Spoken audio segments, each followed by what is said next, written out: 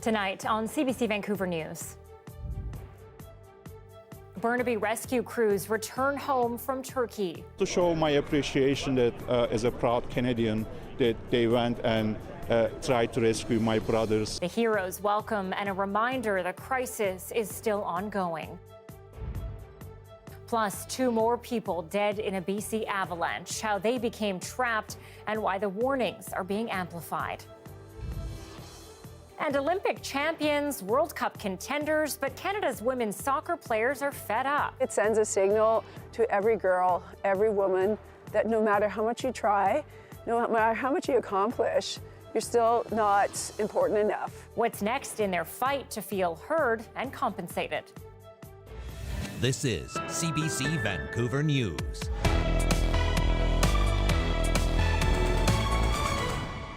Good evening and thanks for joining us. I'm Anita Bathe. Burnaby Urban Search and Rescue has now landed at YVR after a week in Turkey, helping people trapped in the rubble from that devastating earthquake. Dan Burrett is live tonight at the airport, and there are a lot of people there ready to greet the team. Dan, have they come out yet? We're still waiting for them to come out. They're at baggage carousel. You can imagine they have a lot of equipment that they're bringing back. But look at this. Gratitude on display. Dozens of people of Turkish-Canadian descent coming here to YVR to thank the Burnaby Urban Search and Rescue Team for the work they've done, particularly in Adıyaman, Turkey. That town, that district, devastated by the earthquakes. And it was the Burnaby Search and Rescue who took part in a rescue that reached a woman who'd spent days in there. She did not have much time left. They used a lot of other teams to help them. We saw that live on CBC News Network a little while ago with our Briar Stewart several days ago. In fact, it was on Friday, live as it happened. She actually was able to speak with that woman who was rescued and her mother. So as you can see, a lot of people still waiting here. Small children with signs saying, "Thank you, Canadian heroes." A lot of gratitude. We spoke with some of them earlier as they wait for this team to come out. And you can imagine it's going to get very loud. Let's hear what they had to say. So it says, "Welcome home, our heroes." So there's it means we're thanking for the rescue team. I'm appreciating the life that we have here now, and that there are other people helping the people in need. And I think that it's great that they did that. I'm getting pictures and videos daily from my friends. The impact and the size of this earthquake is unheard of. As we heard there, people feeling overwhelmed by what's happened. There are tens of thousands of people who have died. But for the people who are here and the dozens who are here, they're waiting to thank those heroes. They call them heroes. And we're just waiting down there. It's through those doors there, the International Arrivals Terminal. We've got a monitor out. But again, a lot of equipment for that team to bring back. But they will be greeted by massive cheers and a lot of gratitude. Anita. Dan Burrett, live for us tonight at YVR. And Dan, I know we're just wrapping up with you here, but they are expected to come out sometime soon. So hopefully you can let us know and we can come back to you in a little bit in the show when they do arrive. Thanks, Dan. Well, 2 more backcountry skiers have died in an avalanche in central BC. The pair were caught in what's categorized as a Site 2 avalanche in the West Chilcotin region of the province. It was on a slope called Potato Peak, 750 kilometers northwest of Vancouver. Both skiers were fully buried in the slide and did not survive. Search and rescue crews were notified when the men were reported overdue. They later recovered the bodies from the scene. The identities of the victims have not been released. At least 5 other people have died from avalanches this year, and forecasters have compared this season's snowpack to 2 decades ago, when the province saw one of its worst years on record for avalanche deaths. A BC woman is fighting to bring her 9-year-old great-niece to Canada from South Africa. She was named the child's legal guardian after the girl's mother died. But as Yvette Brend explains, Canadian immigration officials say that's not enough. I see my little girl. Oh my gosh. They set out cookie ingredients to bake in 2 separate kitchens, a way to feel close, despite the thousands of kilometers between them. Mixing up sweets helps ease the bitterness of separation. Wonderful, yes. Lisa Pine Mercier has been fighting to bring her grandniece to join her family in British Columbia for the past 2 years. On the 9th of January, I got a terrible phone call. Riley Ridland was just 7 years old when she was found on a remote farm with her mother, who had been dead for days. I don't want to imagine, I don't want to create the pictures in my mind of what she saw or smelt. A shocking and traumatic case, made even worse for Riley. Her father wasn't part of her life, and she was eventually officially deemed an orphan. Lisa, a Canadian citizen originally from South Africa, was declared her legal guardian. But so far, Canadian immigration officials have refused to let the child move here. Despite all of the documentation we have submitted, to still cause further trauma, further keeping a wedge and separating family because a box hasn't been ticked. Immigration officials have denied Riley's immigration application because her father is still alive, and they say a legal guardian is not the same as adoption. A legal expert who reviewed the case says immigration officials don't want to expand the definition of direct family to great aunts for fear of opening a floodgate. I think the basic fear is that if the definition of family becomes too large, too many people will be eligible to apply to come to Canada. So it's more waiting while Riley is living in a foster home in South Africa. Still, she's so happy to know that she has a family. These two dreaming of a day they will bake together as a family in Canada. Wow, your cookies look awesome. Yvette Brand, CBC News, Vancouver. A new report shows the number of children living in poverty in BC dropped significantly in the first year of the pandemic. But as the CBC's Zara Premji explains, advocates say those numbers are too old to speak to today's situation. The first part of it says that there was a decrease in poverty, and I don't think that's true. Advocates are warning anyone who looks at BC's child poverty report card to go forward cautiously. In 2019, the child poverty rate sat at 18%, and the latest data shows a decrease to 13.3% for 2020. This data was collected at COVID, when COVID started.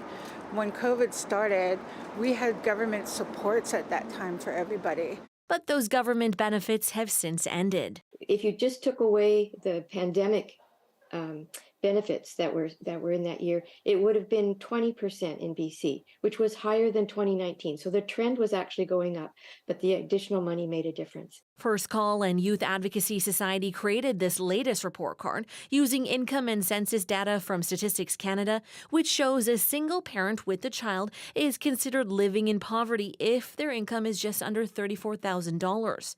The new report also says the average child poverty rate on 59 BC reserves was 29.2%, more than twice the overall child poverty rate. The cost of living has skyrocketed in the past year. Last fall, grocery inflation hit a historic 11.4%. This year, the Bank of Canada has raised its key lending rate to 4.5%, and inflation is expected to carry through the fiscal year.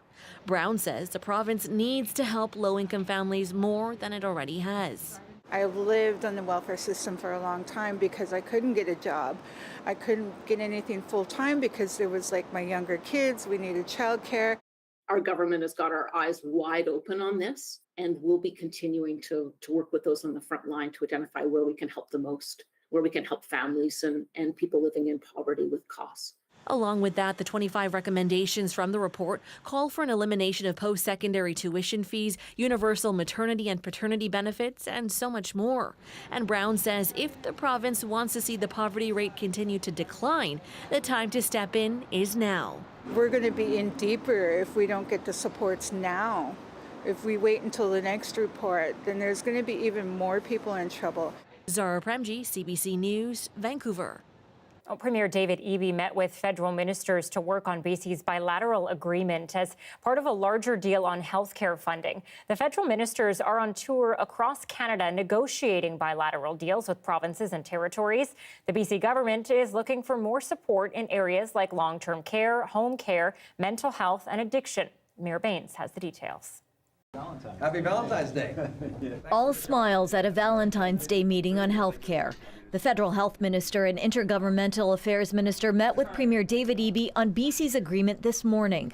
The meeting lasted about 50 minutes. We are going soon to come to an agreement in principle, given the conversation that we had this morning.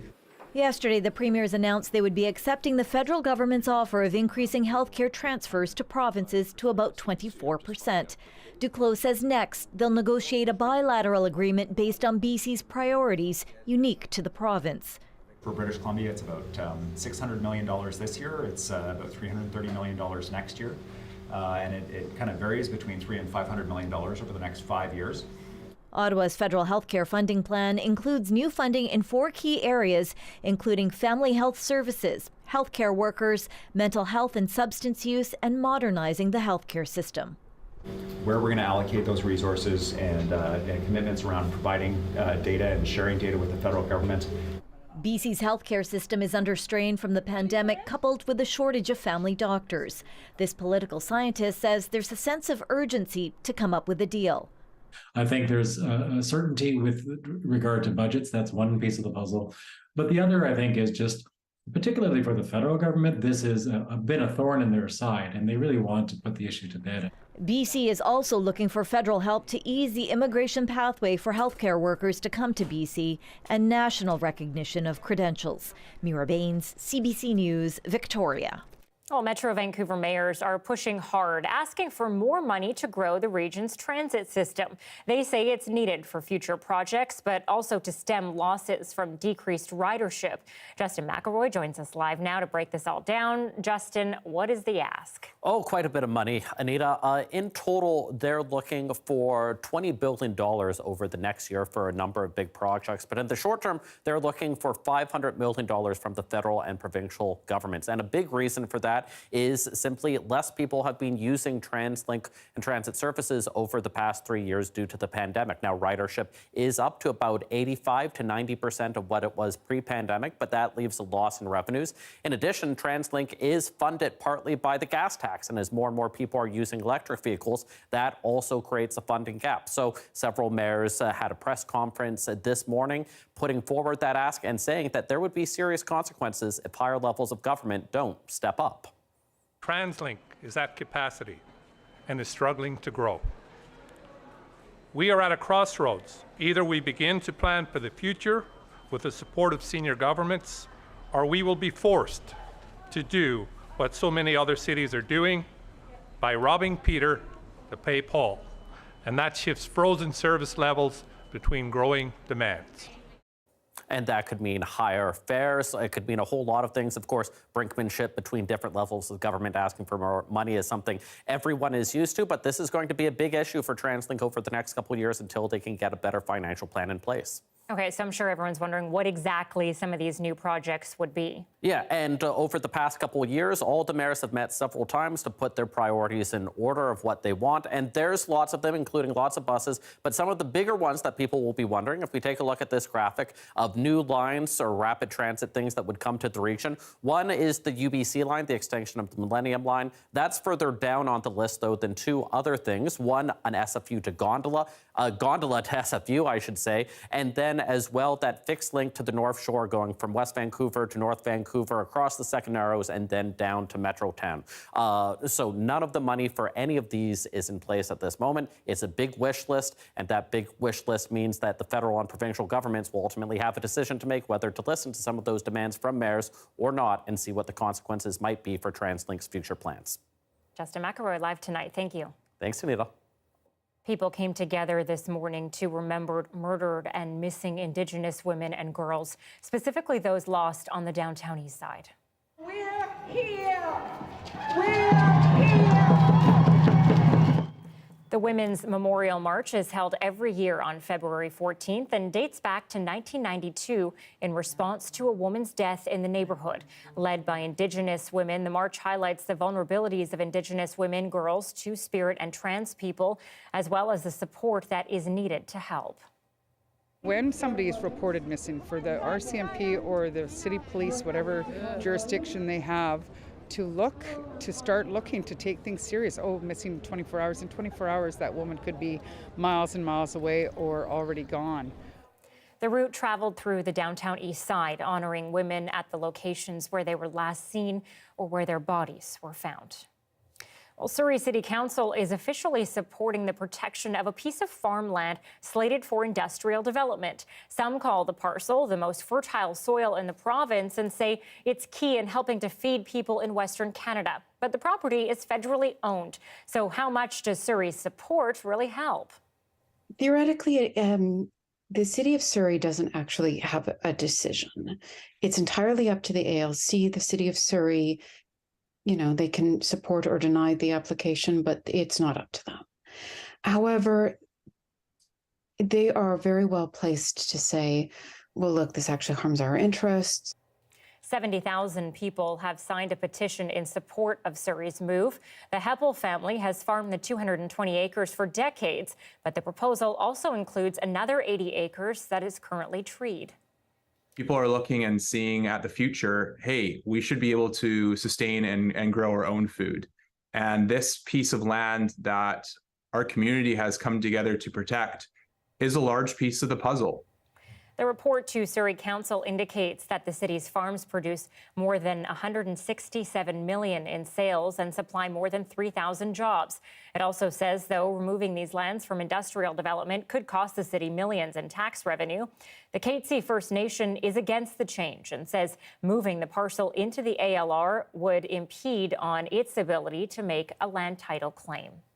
Well, the province is mandating all provincially regulated commercial vehicles begin using electronic logging devices to track drivers' time behind the wheel. The province hopes the devices will reduce crashes due to driver fatigue as they ensure drivers don't drive longer than the regulations allow. The president of the BC Trucking Association says the move will improve safety for all road users by increasing compliance. Electronic logging devices will be required in commercial trucks starting August 1st. Well, love is in the air today for many, but this also apparently includes coyotes. Experts say that it is coyote mating season, which lasts from January to March every year. During mating season, coyotes might start looking for a den. The Stanley Park Ecology Society is also warning people to look out for their pets. Coyotes can become territorial during mating season, defending their den. They also are known to monitor people as they make their way through their territory, but experts say this is usually non-aggressive. Okay, so for many today, love is big displays of affection like chocolates or flowers. For others, love is as simple as showing up and being present. We went out to ask our viewers what they're doing today. So what are you doing to keep Valentine's Day affordable, special? Valentine's Day affordable and special, I'd just say go somewhere beautiful. Don't worry about spending money. Don't worry about like money and everything. Like I need to go do dinner, go do this. Just go out to the beach, sit on the beach, watch sunset. I'm doing a Galentine's Day and I'm just inviting two of my friends to like come over and we're gonna watch like romantic comedy, rom-com. What are you doing to make Valentine's Day affordable, special? I'm going to work because I'm single this year, so I don't have to spend a damn dollar. I'm sure the thoughts of many. Last month, our CBC Vancouver News at 6 team did a call out asking you to submit stories for some special Valentine's Day programming. We had several heartwarming submissions. Among them was one from Annette Greenwood, who nominated her husband, Joe. As the CBC's Ethan Sawyer explains, the pair had been dating less than a year when Annette suffered a stroke that required months of rehabilitation. At a time of situationships and dating apps, some courtships still start the old-fashioned way. Enter Annette and Joe, who were set up through two mutual friends who scheduled a low-pressure lunch. I saw him making lunch for the girls because they were delayed, and I thought that was really sweet of him, really engaging. That she was really smart, really nice, and really way out of my league. While they hit it off well enough to continue hanging out, the couple admits things moved pretty slow to start. I thought with Joe's personality that I was going to have to play the long game. Some would maybe call it the eternity game. They spent 11 months together before their first kiss. It was 11 months after that Annette ended up at Richmond General Hospital. My leg moved by itself. I couldn't hold the TV remote. I kept dropping it, and I knew that something really bad was happening. She later learned she had suffered a rare stroke. Joe rushed to her side.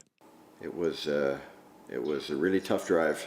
On the drive, he kept thinking one thing. Oh yeah, the relationship was at, I cannot lose her. It's not a thing, it can't happen. Annette's recovery was slow and filled with complications. Her brain swelled and it was causing her to lose her speech. She underwent decompression surgery. Part of her skull was temporarily removed. Through it all, the love was constant.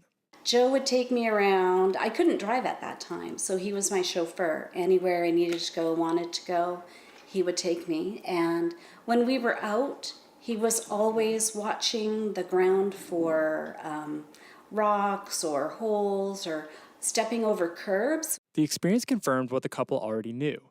So they got married, albeit in an untraditional manner. While they plan on staying together forever, for now, they live under separate roofs. It helps our communication. We're not taking advantage of each other. We cherish the time we have together. And we're still being independent, being ourselves without feeling obligated to fill each other's time. As for why she nominated Joe, well, he deserves to be acknowledged for his heart and who he is. And everything he gave to me. Joe, how do you feel hearing all that?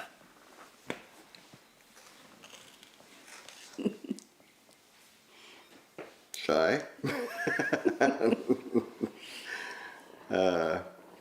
I've never taken praise particularly well, so sometimes it's hard to hear it, but it's nice and coming from Annette. Ethan Sawyer, CBC News, Vancouver. Gosh, a beautiful story. And I have to add, because this is really something, Annette's surgery to restore that piece of her skull actually happened on Valentine's Day. Aw. Yeah, really cute. Johanna is away tonight. Kuljeet is here. Kuljeet, we're talking rom-coms at the end of our show. So I got to ask, what's your favorite? I like anything with Matthew McConaughey in it. And what was her name? I forget now. I'm blanking. They did Fool's Gold together and How to Lose a Guy. Meg Ryan? Kate Hudson. Kate Hudson. Yes. I love those two together. What about you? Anything Julia Roberts. Oh. Except I got to say her new one. So. Oh, I haven't seen her new one. Don't watch it. Okay. Thanks, Anita. All right, so let's talk about what's in the air here. Yes, it was a beautiful day for Valentine's Day. First of all, thank you and you're welcome. Tomorrow we're going to get some clouds coming in for the south coast. We also had a couple of warnings as well, some wind for Haida Gwaii and some snowy conditions for the north coast. We do have some parts of the province seeing some very frigid temperatures overnight tonight with the wind chill, -25 in Fort Nelson, -17 in Dease Lake, and overnight -12 in Prince George, -10 for Smithers. So still pretty cold in parts of the province. Currently outside right now, 3 degrees at the airport, 3 degrees on the North Shore, 5 in Pitt Meadows. We are a couple of degrees below seasonal temperatures, so it is cold. Sun went down at around 5:30, rises at 7:21 under some cloudy conditions. A little bit of sunshine later on tomorrow. 5 degrees and then some rain coming. I'll have those details coming up, Anita. All right, we'll talk to you soon. Thanks, Kuljeet. You're welcome. Well, they say everyone loves a good book. That's especially true for Carol Jackson. Jackson has spent the past 2 decades and finding new homes for unwanted books out of her garage in West Kelowna. That's where we found her. You know, so they're opened up at the date. So this one is 1882. It's just a book, but you can see how different the pages are and the lettering. Apologies, we are going to get back to that story in just a moment, but we want to go live to Dan Burrett right now at YVR because the Burnaby Search and Rescue team has just come out from Turkey. Dan. You can, Anita, hear that? That's the sound of gratitude. That is the sound of Turkish Canadians crying, thanking the Burnaby Urban Search and Rescue who have just walked through. It was quiet for a few moments, but the tears are flowing now. They've given them scarves, showing their thanks for the lives that they were able to save and those that were recovered in Turkey and Adıyaman.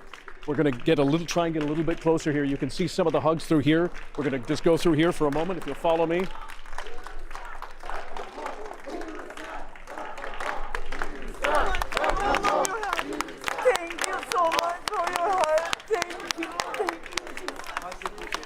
A lot of emotional scenes there, Aidan. Unbelievable. It's alternately so quiet and so loud. You can tell people are having a difficult time with this. Some of the rescuers as well. You can see the hugs here. Their members thanking them, greeting them, welcoming them home. A huge amount of equipment they're pushing. Very difficult to get all of that in. The logistics are massive. Dan, do you think that the Burnaby Search and Rescue More team... tears. Do you think they expected this? I don't know. I don't think perhaps they may not be surprised given the outpouring that they heard earlier. But there looks like there are a lot of faces here that are having a hard time keeping tears away. But they're welcoming them back, just like this. Watch.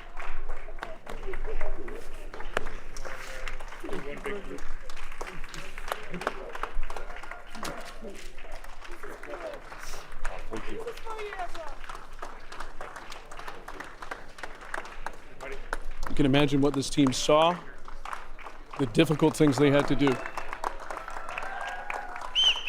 the hard, grinding physical labor, the emotional toll it takes, finding people, finding them alive, some of them live on CBC News Network, as we said earlier. Beyond difficult work. And you can see the gratitude. Let's go in here one more time. So we really appreciate your effort. We thank you. Thank you so much. Your kind words were amazing. Thank you. Thank you very much. Thank you. We'll remember this. Oh, I'll never forget it. I'll never forget it. We are all great. Thank you so much. Thank you. Thanks a lot. And this is being repeated with every team member.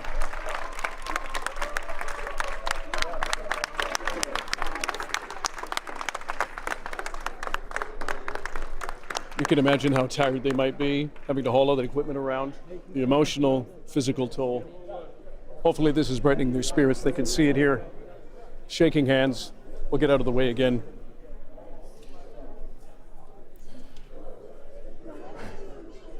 Sir, welcome home. Thank you. Can you tell us what this greeting is like to have? It's overwhelming. Yeah, it's just a pool of emotions right now.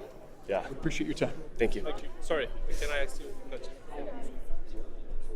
They may not have a lot of words to say, but that may be understandable given the emotional toll that it's taken. You can tell that their hearts are buoyed by the amount of people that have come out, the hugs, the tears, everything. Very emotional. Anita, back to you.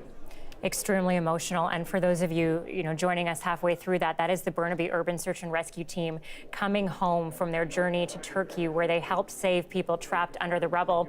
Turkish Canadians at the airport right now, there to greet him, to greet the team and thank them for all the work that they did. An extremely emotional time. We won the damn Olympic Games, and we're about to go to the World Cup with a team who could win.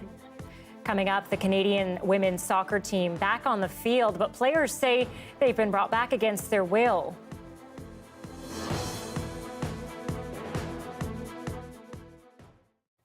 Thanks for staying with us during our commercial-free live stream tonight. For some, Valentine's Day is a chance to share some extra love and affection, and for others, it's all about the chocolate.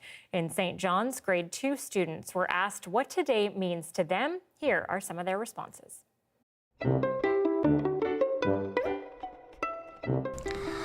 Love is the people that you love and you feel grateful for them. It means when you really like somebody. It's a thing about kindness and helping others. What is love? It's like caring for someone. I would say love is showing kindness. Valentine's Day is not just about love.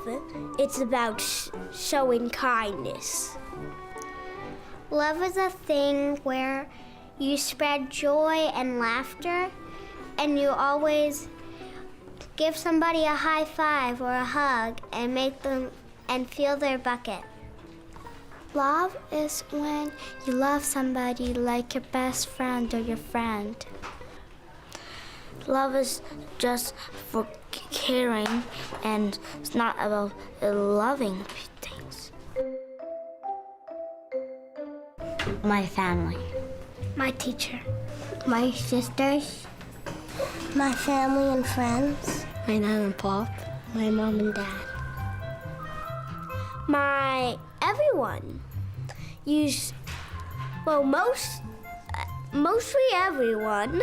Freya. That your best friend? Yes. My parents. My best friend Elena. She is the sweetest little girl you could ever meet.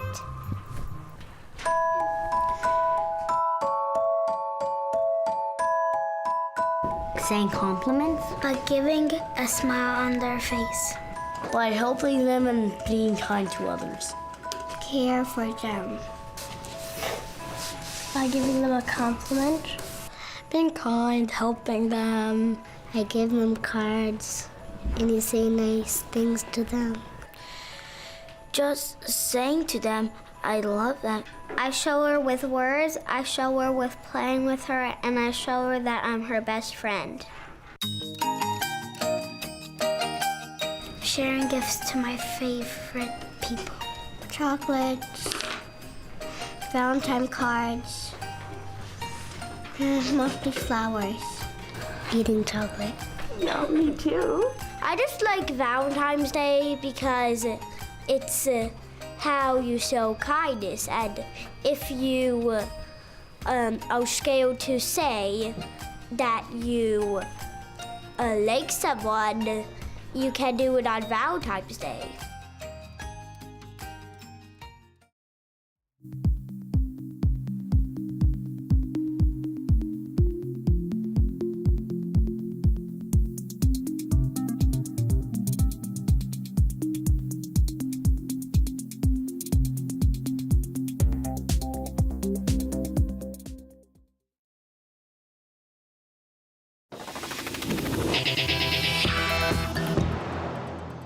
An ongoing labor dispute between Canada Soccer and the women's national team is threatening to dampen their preparation ahead of this summer's FIFA World Cup. Lindsay Duncombe tells us the latest on the off-field struggle for equality. To win it for Canada! They are Olympic champions accusing Canada Soccer of second-class treatment. We won the damn Olympic Games, and we're about to go to the World Cup with a team who could win.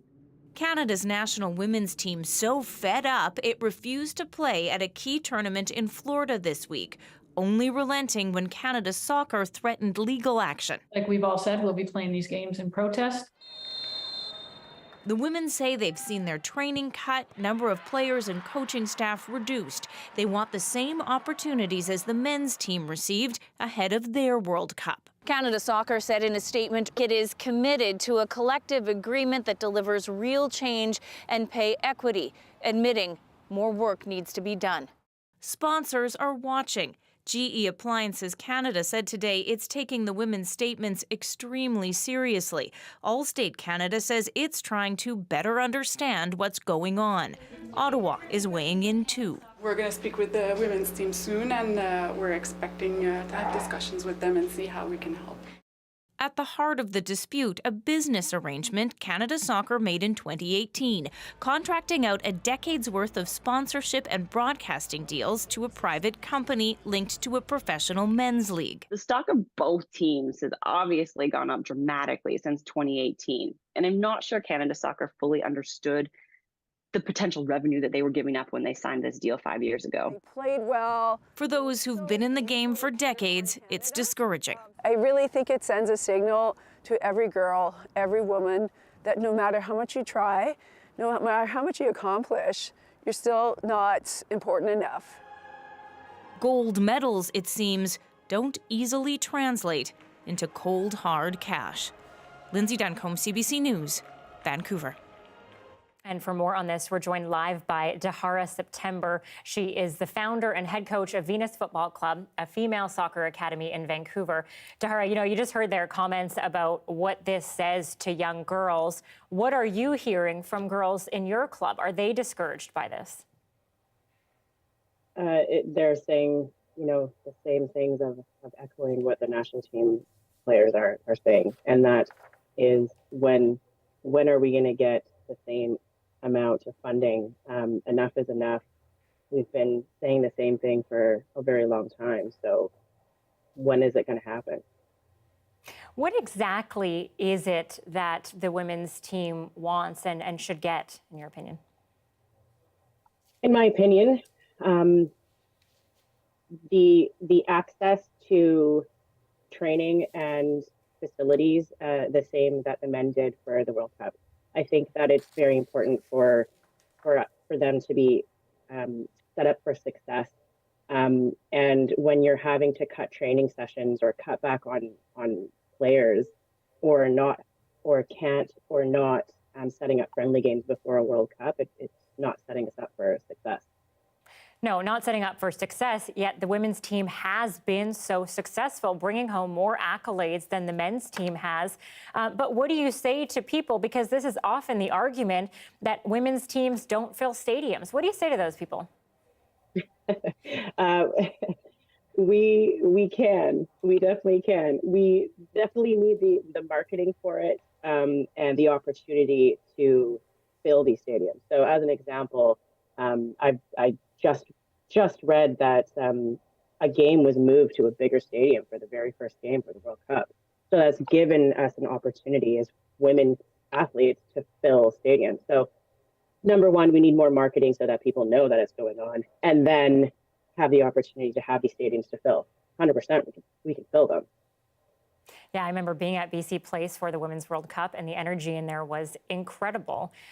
Before we let you go, how do you address this with your young female players? You know, the ones that are still impressionable when it comes to this, and make sure they don't get discouraged. Keep going. We got to keep fighting. You know, just like the women on the national team, they continue to fight, right? And they're fighting on the pitch for us, and they're fighting off the pitch for us, and it's exactly what I will say to my girls at Venus, and saying just keep going. A lot of the things that we talk about is hard work and honesty, respect, trust, and we've got to keep going and to never let up on your dreams and your greatness. So we've got to keep going for the love of the sport. The sport is growing, and more girls will be playing, and they'll always aspire to have the national team to look up to and be like them. And they're paving the way for these young girls, and hopefully by the time they're up there, it's a bit better, a lot better in terms of equal pay and funding. Dehara September is the founder and head coach of Venus Football Club. Thank you so much for joining us live tonight. Thank you for having me. Coming up, as the search for UFO debris continues, officials admit there's a strong possibility they may never find them.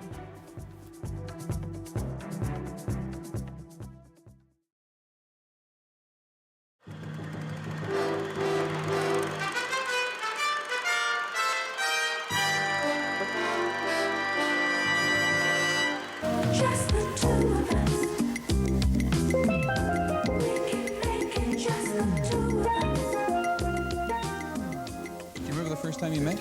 Yeah. You want to tell us about it? Nobody would understand. I don't know, it was like a beam of light that here was somebody that I could understand and who understood me almost immediately. It provides a kind of springboard to doing things that you maybe wouldn't do on your own. It gives you more courage, maybe.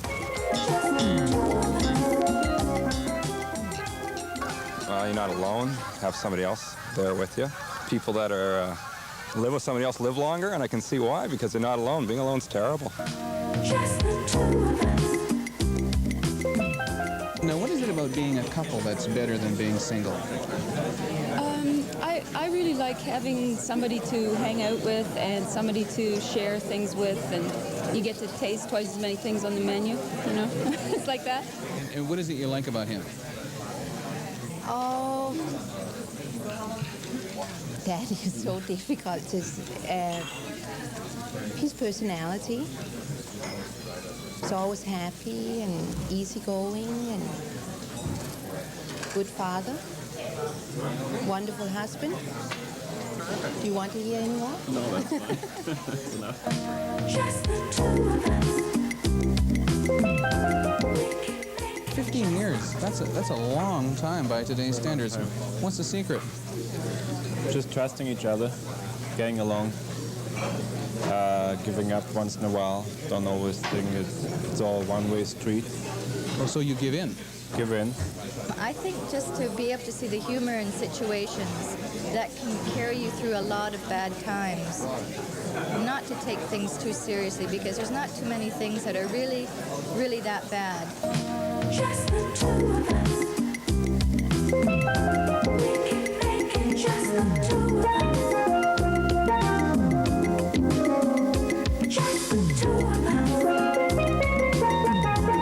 We can make it just the two of us. Just the two of us.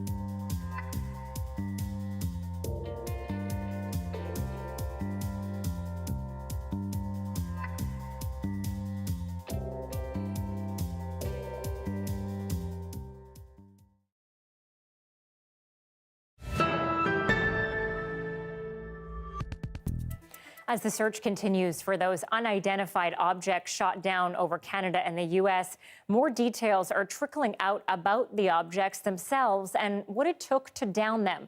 Marina von Stackelberg takes us through the details. The United States used missiles from jets like these to take down 3 unidentified objects over North America since Friday. The military admits in the last instance, their first shot missed. In this case, the missile landed harmlessly in the water of Lake Huron. We tracked it all the way down.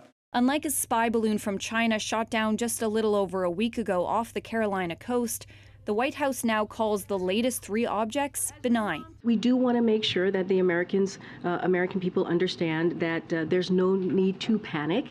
The focus is now on recovering the objects. The Coast Guard seen here scouring Lake Huron. The Prime Minister says there was a reason to shoot them down. Very clear as they were a threat to civilian travel, to commercial airliners. Yeah, so this is a weather balloon that the government would use on their launches. Nicholas Jansen launches high-altitude balloons himself. He says they are usually designed to rip or blow up. If that fails, they might end up floating, sometimes for months, until they're destroyed by the sun or a missile. Anything larger than 115 cubic feet of gas does require Transport Canada approval and would require things like a transponder on board. So aircraft will see it and avoid those balloons automatically if there's an incident. The Canadian and American militaries admit they're now searching more closely for slow-moving objects. You've now opened yourself up to seeing objects that are moving slowly every day, and they're in the form of research balloons or things of that nature. The White House says no one has come forward to claim ownership yet of these last 3 airborne objects. And both countries admit they may never find them because the search area is so remote and the conditions so difficult. Marina von Stackelberg, CBC News, Ottawa. India's government is being criticized tonight after tax officials raided 2 BBC offices in the country this morning. As Salima Shivji tells us, it comes weeks after the British public broadcaster aired a documentary critical of India's Prime Minister. A calm news day disrupted when dozens of Indian income tax officials descended on the BBC offices in New Delhi and Mumbai as part of a tax evasion investigation. And the media converged to cover the fallout. Local television aired video from inside, officials seizing files and the cell phones of some journalists. It comes mere weeks after this. These were very serious claims. The British broadcaster aired a documentary critical of India's Prime Minister and his role in the Gujarat riots in 2002 that killed more than 1,000 people, mostly Muslims. The renewed allegations of Narendra Modi's complicity riled the Indian government. Within days, it used emergency laws to block the documentary and detain students trying to screen it anyway. The BBC released a brief statement saying it was fully cooperating with tax officials, adding it hoped the situation would be resolved soon. This is not the first time tax authorities under the Modi government have used raids, often against independent media outlets or human rights groups, an effort, activists say, to intimidate critical voices. The opposition Congress Party was quick to equate the raid with a muzzling of journalists and India's sliding position on the Press Freedom Index. But the ruling BJP party defended the searches. No agency could be above the law of the country. Even as this spokesperson called the BBC the most corrupt organization in the world, full of shallow and venomous reporting. That there was certain perceptible panic in the government. This former spokesperson for the Congress Party sees the raid as a desperate move to send a signal. In the event that you raise uncomfortable questions, we have ways and means to come after you. And some fear it might only get worse, heading towards a general election next year. Salima Shivji, CBC News, Mumbai. I don't know what's going on, and Indigo is not giving any information. Canada's largest bookstore chain remains closed for business nearly 1 week after its website was targeted in a cyber attack. We'll give you the latest, including when Indigo's website could be back up and running next.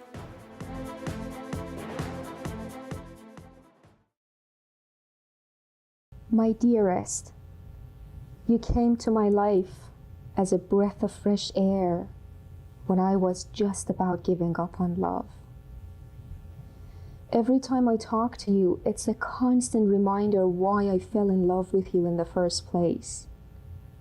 Your sweet, sweet heart, your intelligence, your wit. Today, I remember your touch, the moments we shared together, the laughter, and the rays of the sun on that lake where you proposed on Valentine's Day last year. I remember the time you were driving and didn't see a road bump, so our car went flying in the air for a split second. You grabbed me with one hand and started singing about flying with the birds. I couldn't stop laughing and adoring you for always seeing the humor in everything. You are quite literally the best thing that's happened to me my whole life. And I miss you so much, it hurts sometimes. Like the other night, when I was walking and suddenly realized that I'd been clenching my hand as if I was holding yours, just like how we used to walk for hours. I can't wait. I love you. My darling, since the day you left Iran, time has been passing excruciatingly slowly. I have to confess, what helps me go through these days in your continued existence in my life, and the hope to finally embrace you at the airport, where I will hold you in my arms. Not even in my wildest dreams did I imagine I would fall so deeply in love with someone as much as I love you. Since the day we met, I promised myself to always make you happy. This has been so important to me that I spent months trying to come up with a surprise for our honeymoon. I had been preparing for that moment for a long time, and wanted to make sure that the flower arrangements were perfect, just like I wanted, just like you are, my wife, my old and intimate companion. The long distance between us has never been and will never be able to hurt our relationship, because love will travel as far as you let it, and my love for you has no bounds. How I wish I could be with you this Valentine's Day, the day I promised to hold and to love you unconditionally forever. My one and only, my darling, Mariam Jan, عاشقتم.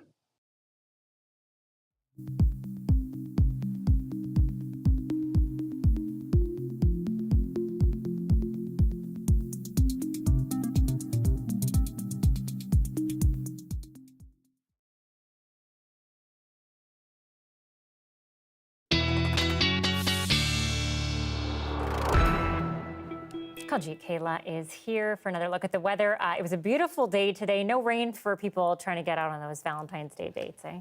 Perfect Valentine's Day, I think. Anyways, but it's not going to last. We do have a system coming in, a low pressure system making its way along the entire coast for Haida Gwaii, bringing overnight winds of up to 80 kilometers an hour. It's also bringing winter conditions for the north coast. They could see up to about 25 centimeters of snow in the next day or so. And for us, that means around Thursday afternoon, we're going to start to see the system move across the south coast and over Greater Vancouver and bring a little bit of rain that will stick with us into Friday and into early next week as well. We'll get to those details in just a minute. Current temperatures across the country with the wind chill, -2 in Kelowna, -9 in Edmonton, -27 in Regina. So still pretty cold in parts of the country. For Vancouver, 3 degrees outside right now. Not too bad, but much colder than what we're used to this time of year. Average high for right now should be around 8 degrees. We hit the 6-degree mark. Same thing for your low, a little bit colder than it should be. And like I mentioned, 70% risk of rain, which starts on Thursday afternoon.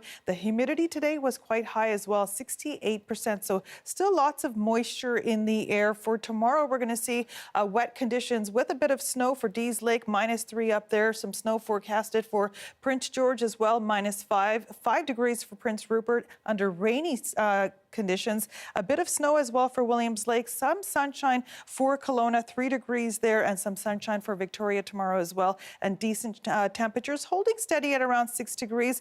For us, we have one more day we're going to see some sunshine, and that is tomorrow before the rain comes in, bringing about 10 millimeters of rain on Thursday.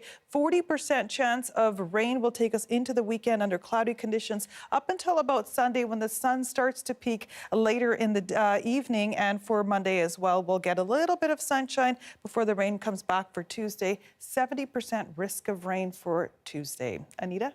That's a high risk. Okay. Thanks, Kuljeet. We're ready. You're welcome. Well, one of Canada's biggest retailers is effectively offline. A suspected ransomware attack almost a week ago knocked out Indigo's web business. Credit card and debit transactions are slowly coming back at stores.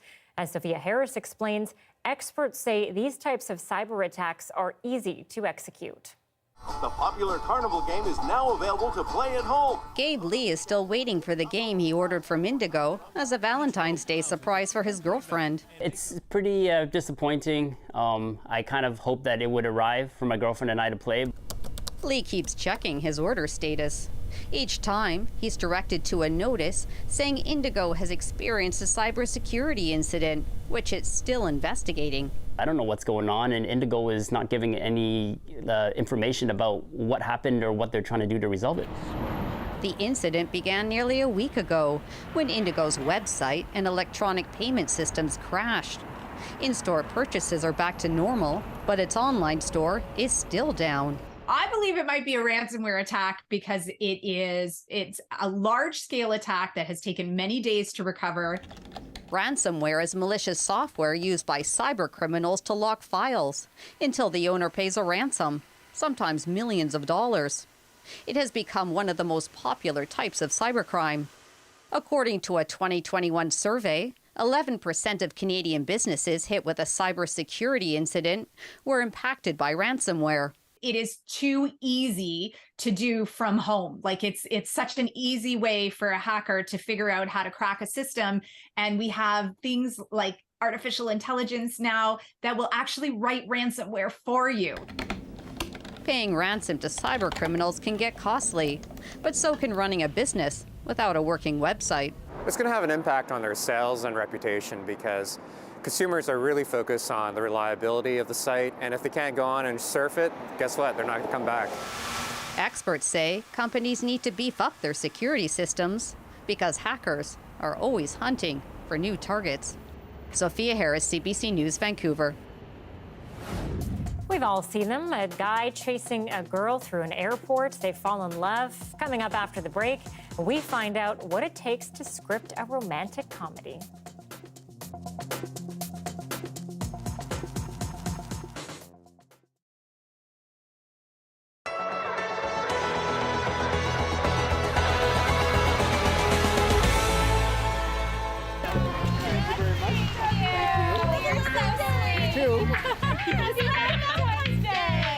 This is Lindsay and Katrina, and they're two of the most generous people that I know. So we're here downtown Fredericton today, handing out some flowers. Everybody seems to be pretty excited to see us, and who doesn't love little flowers on Valentine's Day?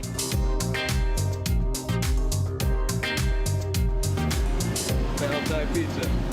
It's Valentine's Day, and we have heart-shaped pizzas and garlic fingers, and people like it, I guess. We have a lot of orders pre-booked, and a lot of orders since we opened. We've had a lot of orders, so we're one of the busiest days of the year for us. We have people come back every year for Valentine pizzas. Lots of repeat customers. We got in 1,000 roses.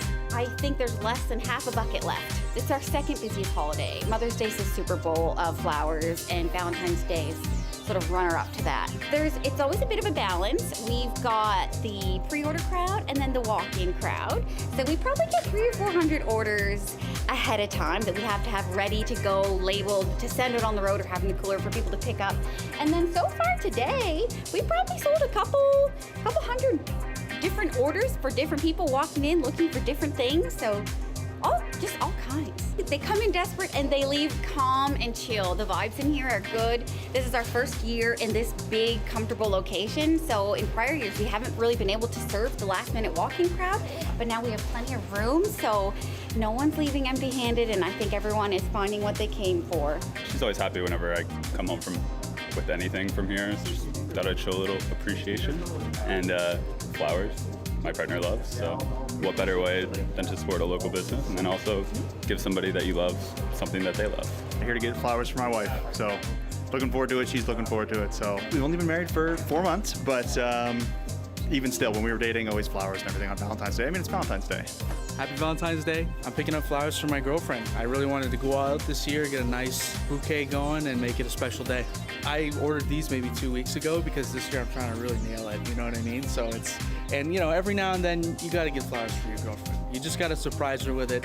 Today, maybe she's expecting it, maybe not, but I'm going all in, so yeah.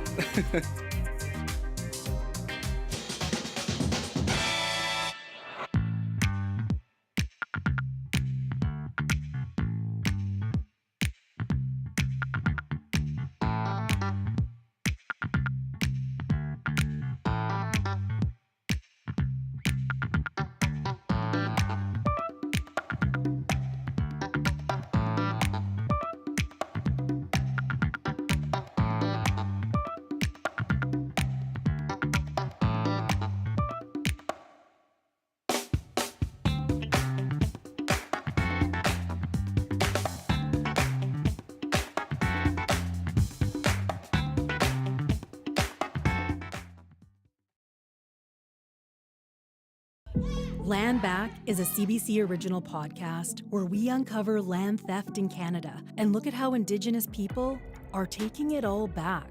Land Back is out now on CBC Listen or wherever you get your podcasts. Well, speaking of podcasts, CBC has a new one launching today called Let's Make a Rom-Com. It's just in time for Valentine's Day. 3 people sat down to try to script a rom-com. It's the 2nd season and follow-up to the podcast Let's Make a Sci-Fi. Maddie Kelly, Mark Chavez, and Ryan Bale take us through the process of scripting a genre entirely about love. The 8-episode series is now available on CBC Listen. Joining us today is one of the creators of the series, comedian Maddie Kelly. Maddie, as someone who loves a good rom-com, I feel like there's definitely an art to it because there are a lot of bad rom-coms out there. What were the challenges for your team in this process? Oh, it was just very vulnerable, like we, for the first time, were talking about our real lives and what we thought was romantic or sexy. And then also it's just like so easy to be cliche or corny in a rom-com, and everything feels like it's been done. And even though you want that formula, you also want it to feel like fresh and real. So there was a lot more challenges, I think, than any of us expected. And you just mentioned they're talking about your own vulnerabilities. How much of this actually came from personal experience? A lot of it, yeah. It would be weird that we would say something that happened to one of us and maybe it happened to someone else. A couple times our interviewers also really related to our idea, which it made us feel like we were on to something, that we had this like relatable thing. But also it is interesting that like love feels so singular when you're going through it, and then you realize like so much. I think the reason rom-coms are cliches are sometimes because like our real love lives are cliche. Yeah, I think so too. You don't think about that often, but you're right, for sure. What surprised you the most about rom-coms during the making of the podcast? Oh, that's a good idea. We talked to so many experts, which we're really lucky to do, really great screenwriters, and they all talked about just the importance of conflict. And that's kind of like, I mean, obvious for a story, you need conflict. But also when you're writing a rom-com, I think we all thought we'd be brainstorming like what's cute all the time, not necessarily like what puts our characters in opposition. So that was surprising, and I was not very good at it. We talked earlier in the show about our favorite rom-coms. What's your favorite? My favorite is When Harry Met Sally, which I think I share with a lot of people. Comedian Maddie Kelly, thank you. Thanks. And on that note, I think it's time for me to go home and watch a rom-com tonight. Why not? Just one more note. Earlier, we started the story from Brady Strachan on a West Kelowna woman finding a new home for unwanted books. We will have the remainder of that story for you tomorrow. Thanks for being with us tonight. Bye.